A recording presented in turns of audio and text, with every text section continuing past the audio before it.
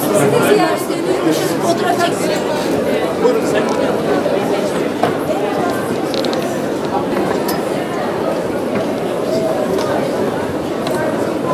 İnşallah. Hanımefendi, pardon. Kolay gelsin çocuklar.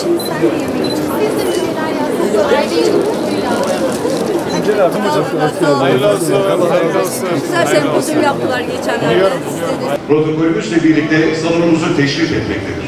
Sayın Bakanım, hoş geldiniz, şeref verdiniz efendim.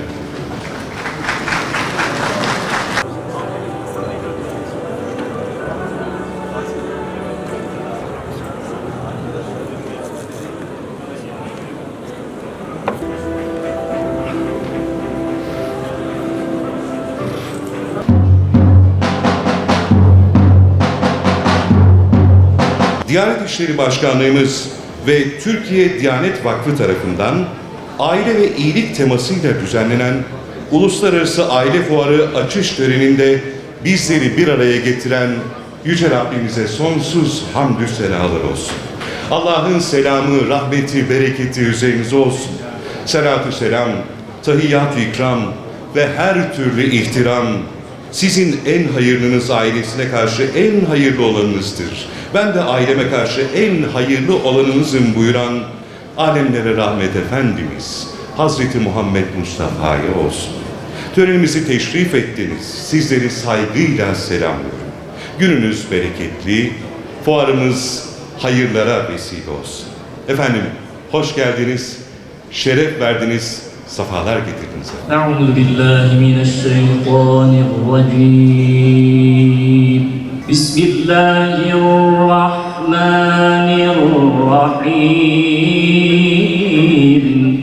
Ve'budullaha ve la tüşrikû bihi şey'en ve bil valideyni ihsâna.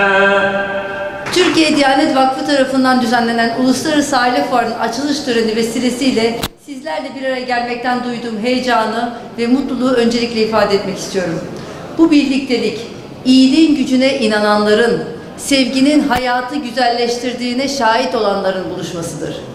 İşte bu yüzden aile ve iyilik temasıyla düzenlenen bu fuarın sadece bugünümüze değil, yarınlarımıza da umut ve ilham veren çok değerli bir etkinlik olduğuna inanıyorum.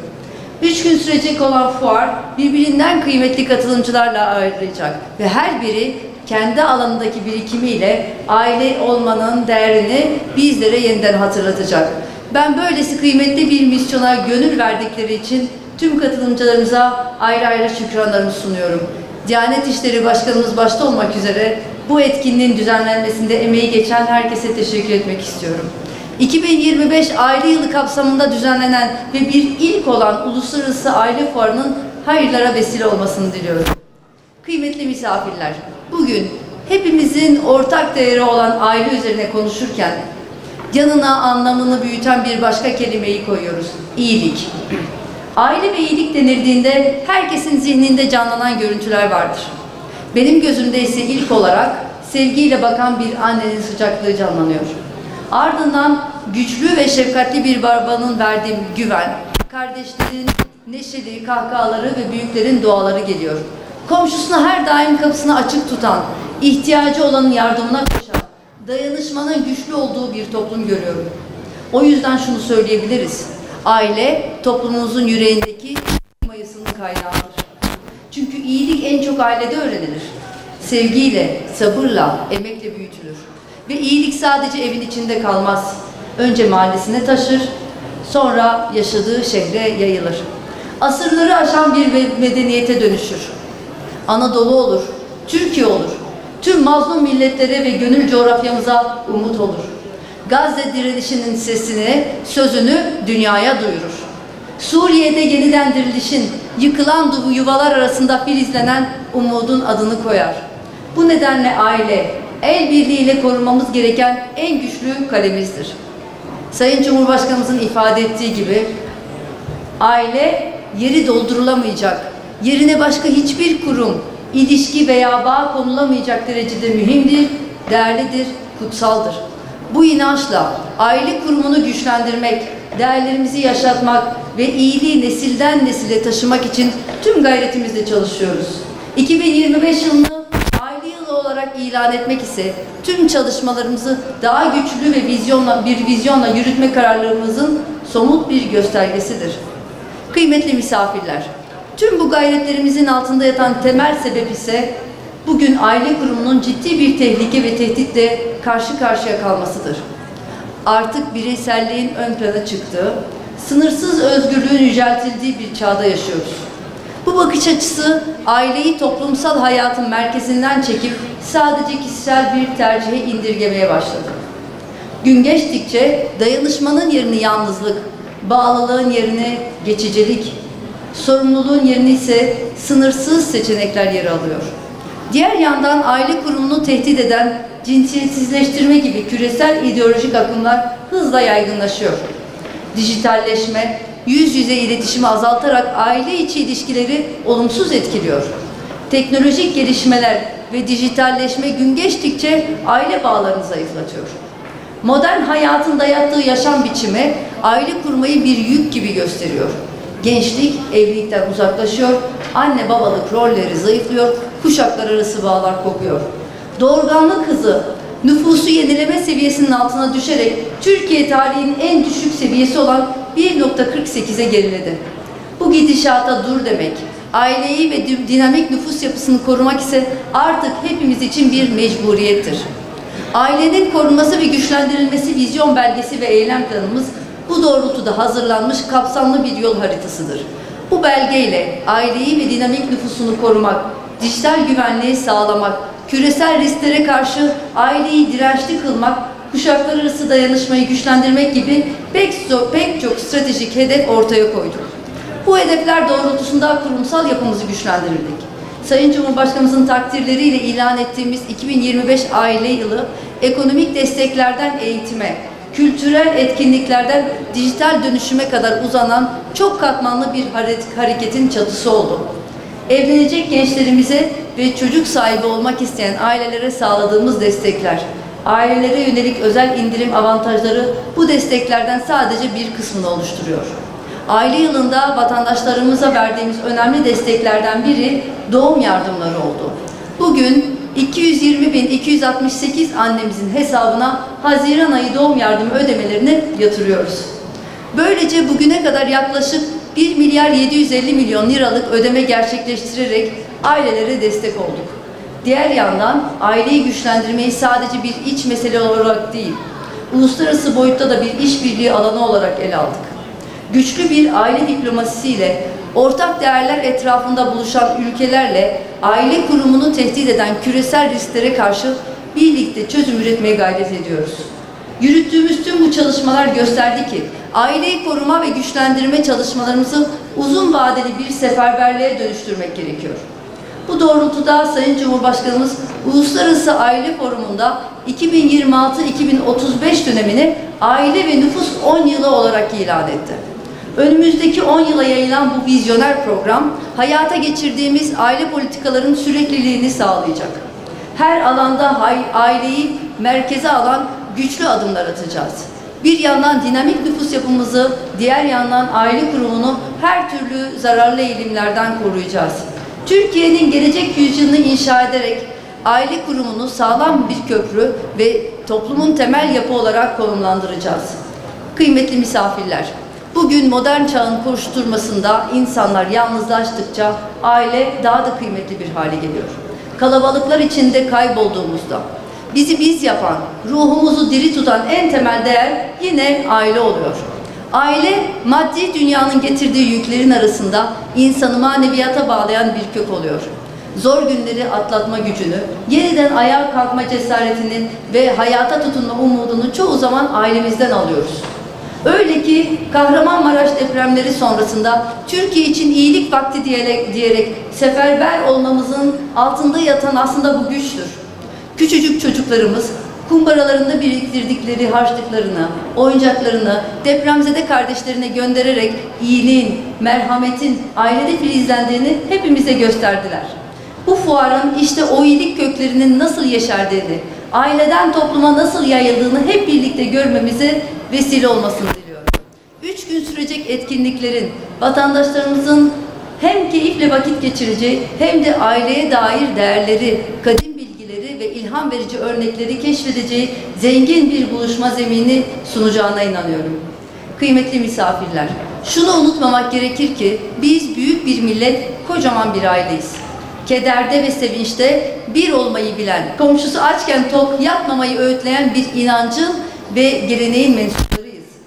Öyleyse iyilik yaymaya, merhameti çoğaltmaya önce kendi evimizden, ailemizden devam edelim. Aile içinde yeşeren her erdem toplumsal hayatta karşılığını bulacak. Güçlü aileler sayesinde güçlü Türkiye ideali muhakkak gerçekleşecek. Bu duygularla sözlerime son verirken fuarın organizasyonda emeği geçen Diyanet İşleri Başkanlığımıza ve Türkiye Diyanet Vakfımıza katkı sunan tüm kurum ve kuruluşlarımıza tekrar teşekkür ediyorum. Yurt dışından ve ülkemizden dört bir yanından fuara katılan sivil toplum temsilcilerine, akademisyenlere ve özellikle ailelere, birlikte burada bulunan vatandaşlarımıza şükranlarımı sunuyorum. Aile ve nüfus 10 yılı vizyonu doğrultusunda bu doğrultuya doğru giderken burada ortaya koyacağımız fikirlerin ülkemiz ve tüm insanlık için hayırlara vesile olmasını diliyorum. Sizleri saygıyla, muhabbetle selamlıyorum. Bismillahirrahmanirrahim. Elhamdülillahi Rabbil alemin. Vel akıbetü lil muttaqin. Ve la udvane illa alel zalimin. Ve salatu ve selamu ala eşrafil enbiyai vel murselin. Seyyidina Muhammedin ve ala alihi ve ashabihi ecmain. Bizleri yaratan, kendi türümüzden eşler var eden, ailenin temeline şefkati, merhameti ve meveddeti yerleştiren Yüce Rabbimize sonsuz hamdü senalar olsun.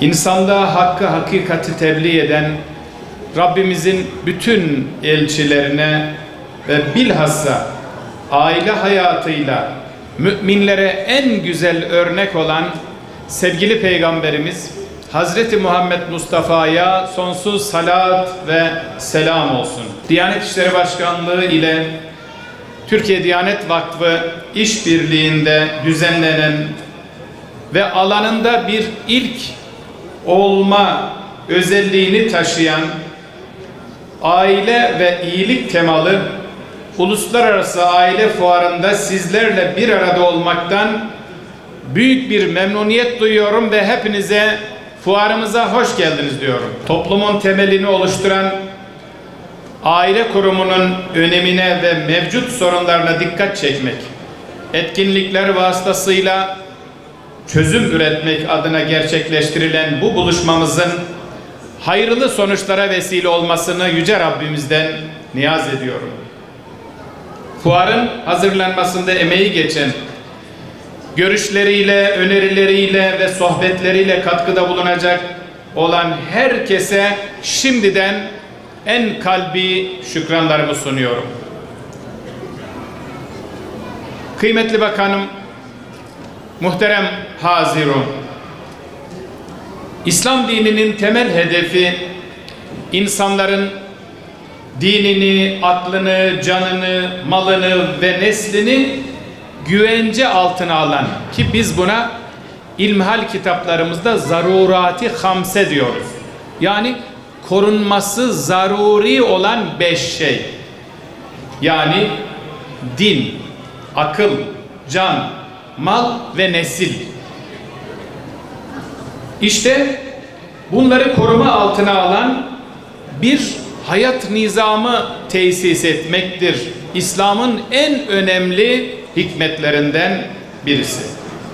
Bu 5 ana hedefin gerçekleşmesi doğrultusunda en önemli etkenlerden birisi, faktörlerden birisi de ailedir. Aile, tarihin başlangıcından beri insanın en doğal sığınağı, toplumun en temel yapı taşı olmuştur. Zaman içerisinde kültürler, gelenek ve görenekler değişime uğrasa da aile kurumu önemini her zaman muhafaza etmiştir. Toplumları ayakta tutan temel öğelerden olması hasebiyle söz konusu önemini bugün de aynen muhafaza eden aile, gelecekte de insan için vazgeçilmez temel ihtiyaç olmaya devam edecektir. Aile insanları yalnızca aynı evde dört duvar arasında bir araya getiren bir kurum değil, aile insanın fıtratının, onurunun ve neslinin korunması noktasında tartışılmaz bir konuma sahiptir. Bu bakımdan ailenin temel yapı taşları olan kadın ve erkek birbirini tamamlayan iki unsur, bir bütünün iki değerli parçasıdır. Biri olmadan diğeri eksiktir, yarımdır. Kur'an-ı Kerim'de buyurulduğu üzere onlar birbirlerinin örtüleridir. Hünne libâsül lekum ve entüm libâsül lehun.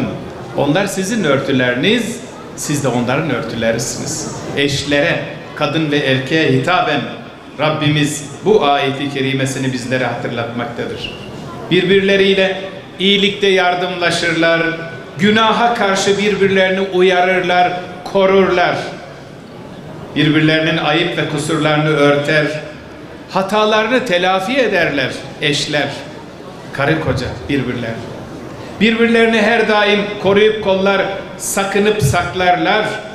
Çocuklar ise aile yuvasının neşesi ve huzur kaynağı, aile bağının gülü ve bülbülleridir çocuklar. Aile insanı hayata hazırlayan değerlerin öğrenildiği bir ahlak mektebidir. Mekteptir aile. Bir eğitim yuvasıdır aile. Zira dünyaya gelen her insan ilk eğitimini burada alır. Dini ve ahlaki değerleri burada öğrenir. Fiziksel ve ruhsal gelişimini burada tamamlar. İnsanların inanç, fikir, vicdan ve ahlak dünyaları ile kimlik, kişilik ve karakter yapıları içinde doğup büyüdükleri ailenin değerleriyle şekillenir. Dolayısıyla aile kurumu insanın psikolojik ve biyolojik ihtiyaçlarını gidermekle birlikte bireysel ve toplumsal huzurun, sağlıklı sosyalleşmenin ve nesli sağlıklı bir şekilde devam ettirmenin de en sağlam zeminidir. Vallahu ceale lekum min buyutikum sekenen. Cenab-ı Hak böyle buyurmaktadır. Allah evlerinizi sizin için bir huzur ve sükun yeri yaptı. İşte böyle buyurmak suretiyle aile yuvasının her yönüyle bir huzur ve esenlik kaynağı olduğuna dikkatimizi çekmiştir Rabbimiz. Bilhassa sevgi, saygı, güven, sadakat gibi duygularının doyuma ulaşması hususunda ailenin yerini dolduracak alternatif bir sosyal yapı yeryüzünde yoktur, bulunmamaktadır. Gerçek anlamda huzur ancak sağlam temellere dayanan, sağlıklı bir şekilde işleyen ve hak, sorumluluk ekseninde ortak yaşama bilincini pekiştiren bir aile kurumuyla mümkündür.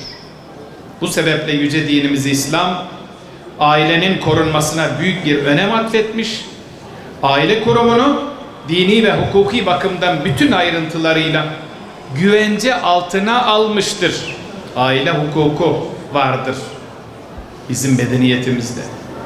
Nitekim Kur'an ve sünnette ailenin kuruluş aşamasından işleyişine, hukuki çerçevesinden ahlaki boyutuna, iletişim şeklinden muaşeret biçimine kadar her alanıyla ilgili hükümler, ilkeler ve ölçüler ortaya konmuştur aile hukukumuzda. Bugün son derece hızlı ve kapsamlı bir küreselleşme sürecinden geçiyoruz. Başta sosyal medya olmak üzere dijital dünyanın hem kültürel hem de toplumsal değişimleri alabildiğine hızlandırdığı bir döneme tanıklık ediyoruz. İnanç, değer, algı ve kültür bakımından çeşitli olumsuzlukların yaşandığı bu dönemde egemen kültürlerin yıkıcı etkisi, özgün ve yerleşik olan her türlü sosyal yapıda değişimlere ve ciddi örselenmelere sebep olmaktadır. Bütün dinamikleriyle toplumlar için geçmişten geleceğe kurulan bir köprü olan aile kurumu da bu örselenmelerden ne yazık ki çok fazla etkilenmektedir. Geldiğimiz noktada aile kurumu küresel boyutta tam bir kuşatma altındadır. Aileyi hedef alan pek çok olumsuz etken bu hayati yapıya ait değerleri yıpratmakta ve onu şiddetli bir şekilde sarsmaktadır. Özellikle dijital mecralarda aile kurumu ötelenmekte ve itibarsızlaştırılmaya çalışılmaktadır. Bilhassa son yıllarda bazı dengesiz ve sapkın akımların, baskı gruplarının aile ile ilgili temel ögeleri bile değişime zorladığına şahit oluyoruz. Söz konusu gruplar ve onların etkiledikleri çevreler, arkadaşlık, ortaklık, partnerlik gibi kavramlarla aile kurumunu yozlaştırmaya, ailevi değerleri dejenere etmeye çalışmaktadırlar. Bu yaklaşım aile kurumu ile birlikte başta gençler, çocuklar olmak üzere aile bireylerini yeni ve girift sorunlara düçar etmekte, içinden çıkılmaz krizlere ve bunalımlara mahkum etmektedir. Bu sebeple bugün aile kurumunu ve dolayısıyla insan fıtratını koruma noktasında daha büyük bir hassasiyet ve gayret içerisinde olmamıza ihtiyaç vardır.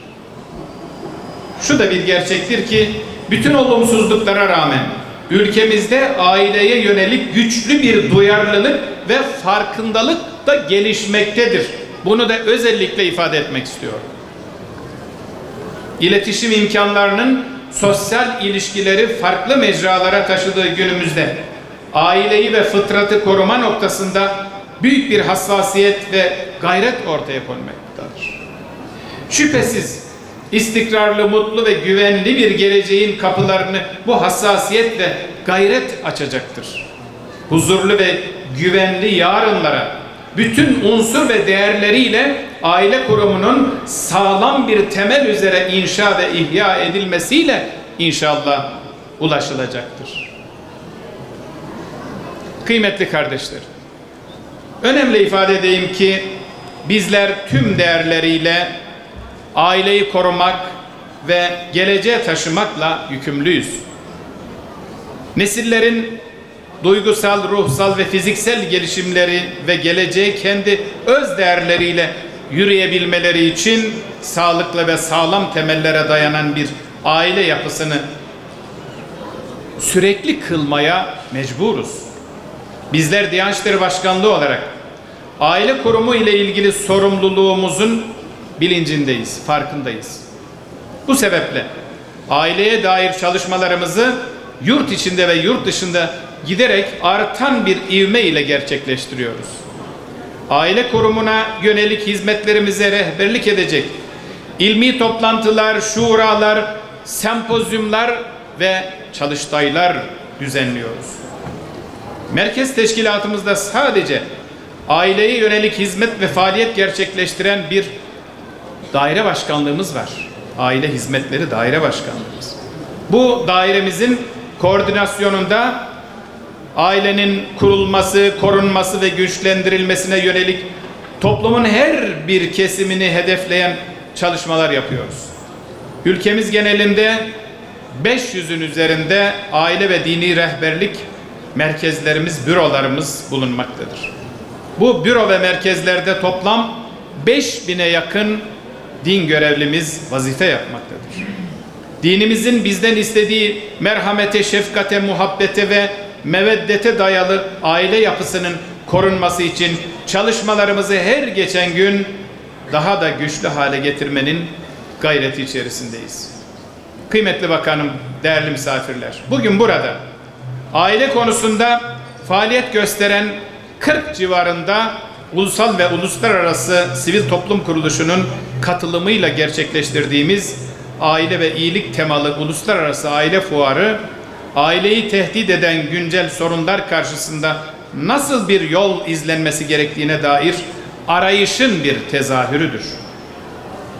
Toplumun aile değerleri konusunda bilinçlendirilmesi ve bu alandaki farkındalığın artırılması amacıyla düzenlenen Uluslararası Aile Fuarı'nın başkanlığımızın geçmişten bugüne büyük bir hassasiyetle sürdürdüğü aile hizmetlerine önemli katkıda bulunacağına inanıyorum.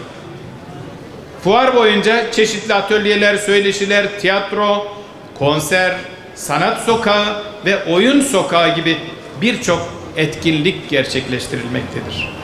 Saygıdeğer Cumhurbaşkanımızın 2025 yılını aile yılı ilan etmesi vesilesiyle aile kurumunun bekası ve milletimizin geleceği için samimi niyet ve gayretle gerçekleştirdiğimiz fuarın verimli geçmesini diliyorum. Fuar süresince değerli katkılarda bulunacak olan hocalarımıza, sivil toplum kuruluşlarımıza şimdiden teşekkür ediyorum. Huzurunuzda Sayın Bakanımıza, Aile ve Sosyal Hizmetler Bakanımıza katılımlarından, salonumuzu teşriflerinden dolayı ve özellikle yıl boyu birlikte yaptığımız işbirliği, protokol çalışmaları ve diğer konulardaki katkılarından, desteklerinden dolayı kendisine çok teşekkür ediyorum. Allah nice hizmetler yapmayı kendisine, bütün çalışma arkadaşlarıyla birlikte nasip eylesin inşallah. Gayretlerimizi katından bir inayetle bereketlendirmesini Yüce Rabbimizden niyaz ediyor. Tekrar kıymetli misafirlerimizi saygı ve hürmetlerimle selamlıyorum. Vesselamu aleyküm ve rahmetullahi ve berekatuhu. Yarım asır sonsuz iyilik mottosuyla bu sene yola çıkan Türkiye Diyanet Vakfımız ve Diyanet İşleri Başkanlığımız bu sene aile yılı olması münasebetiyle çok önemli ilklere ev sahipliği yapıyor. Bundan dolayı Rabbimize sonsuz hamdü senalar ediyoruz. İlk önce İslam Sanatları Fuarı Türkiye'de ilk gerçekleşen bir programdı. Bu da aileye yönelik olarak Türkiye'de ilk defa fuar bazında gerçekleştirilen bir program. Hayırlı neticelere vesile olmasını ve aile duyarlılığının, farkındalığının oluşmasına katkı sağlamasını Yüce Rabbimden niyaz ediyorum öncelikle. İnsan eşrefi mahluk, ekmeli mevcudat. Cenab-ı Hakk'ın onur bahşettiği çok önemli, mümtaz bir şahsiyet. Kadın, erkek, insanı var eden ve toplum kılan iki eşit parça. Bu iki eşit parçanın iffetli, onurlu, nikahlı ve akitli bir araya gelmesiyle oluşan nezih bir toplum. Bundan dolayıdır ki biz nikah akdine başlarken Elhamdülillahillezî zevvecel ervah ve ahallen nikah ve harrames sıfah diye başlarız. Bu şudur: ruhları bir araya getiren Allah'a hamdolsun, nikahı helal kılan, zinayı da haram kılan Rabbimize hamdü senalar olsun. Çekirdek aile 3 özneden oluşuyor hepimizin bildiği gibi. Anne, şefkatin, sevginin, merhametin sembolü ve simgesi. Baba, gücün, dayanağın, himayetin sembolü. Çocuklar, cennet meyvesi ve göz aydınlığı, geleceğimizin teminatı.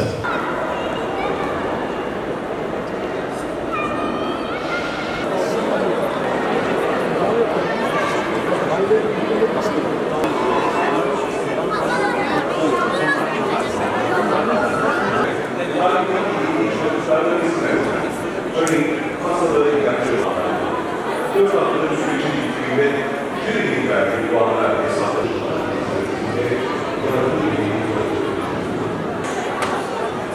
Evet, vakfı